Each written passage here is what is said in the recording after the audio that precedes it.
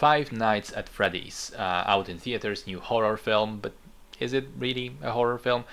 Based on a series of video games under the same title. I was not aware of their existence beforehand, but apparently they are absurdly popular, especially with the teenagers nowadays, mainly because some of the biggest YouTubers around have played and streamed it.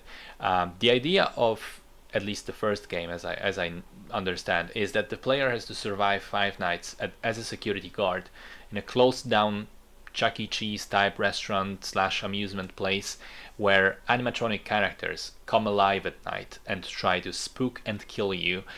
And the game has been praised for its scary atmosphere, for doing a lot with little. It was a sort of small indie game, and it spawned a franchise that now contains multiple games and books, and now a feature film, which itself was in development for like 7 years or something, changed writers, changed directors, as well as studios, eventually got released in this form.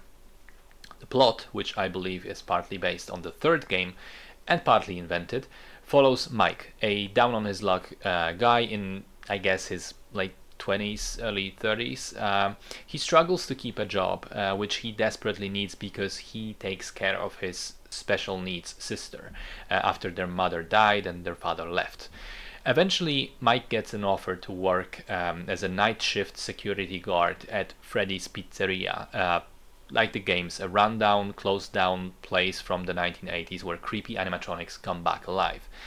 And they may have something to do with Mike's past, where his younger brother was kidnapped and never found. Apparently there have been other kidnappings in the area at the time, and it may have something to do with the robots. Anyway, if it all sounds like a bunch of convoluted, needlessly complicated nonsense, that's probably because it is. Let me be painfully honest here. The film is straight garbage. It tries to be like 3 different things at once: slasher, comedy, and the drama about childhood trauma, and it fails spectacularly at each. I'd say its biggest sin of all is that barely anything actually happens in the film.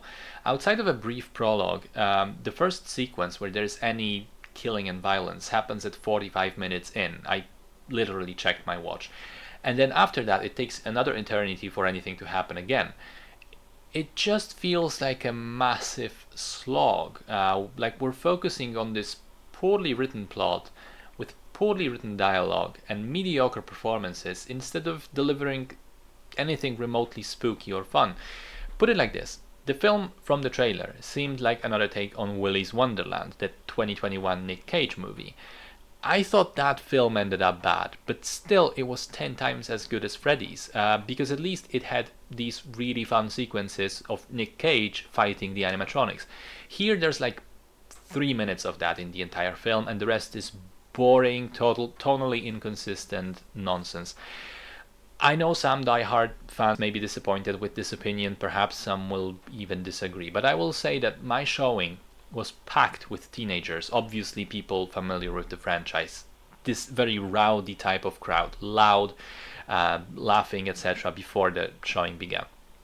And then when it did begin, the energy very quickly sort of fell down to the floor and stayed very low for the remainder. Like, it was very rare that anyone was laughing or cheering or gasping, and I fully expected things like that to happen. I mean, I'm a Marvel fan. I went to Avengers Endgame and other hype movies, and it felt like an event. And it felt that it seemed that this audience I was there with also came to experience an event, and it felt like they didn't. There were moments which to me were super strange and out of nowhere, but were clearly elements of fan service and references to players of the game. And the crowd, sort of half-heartedly reacted to those. But outside of that, there was definitely a feeling that it isn't just me, that even fans of the franchise are having a hard time enjoying this. The one thing I loved about it was the lawyer character, who is fantastically funny, but he's only in like 2 scenes of the entire movie. And I will admit that the animatronics look cool, especially as they're actually physically real. They were made by the Jim Henson Company, and they're not CGI. They're actually really well-made robots, so that's pretty cool. Other than that, there's just lots of stupid, self-contradictory plot. terrible dialogue, scattered bits of action, which is toned down for PG-13, so all the violence happens off screen anyway. A predictable plot twist, a boring narrative. Overall, it was painful to get through to the end, and the worst thing about it is probably that Blumhouse, the producing company, has said that in streaming rights and theatrical deals, the movie already made its money back before even the opening weekend, and then it had massive ticket sales. I believe the film is the largest horror opening for Blumhouse ever, making $80 million in the US alone, on the opening weekend alone. And also that makes it the second most successful video game adaptation ever, behind Super Mario Bros., which made 146 million. And this success probably means they're gonna make more. They're gonna make more of these movies, and they're not gonna be particularly concerned with their quality or the criticisms of this one. Me personally, I'm gonna steer clear of any sequels because this one was terrible.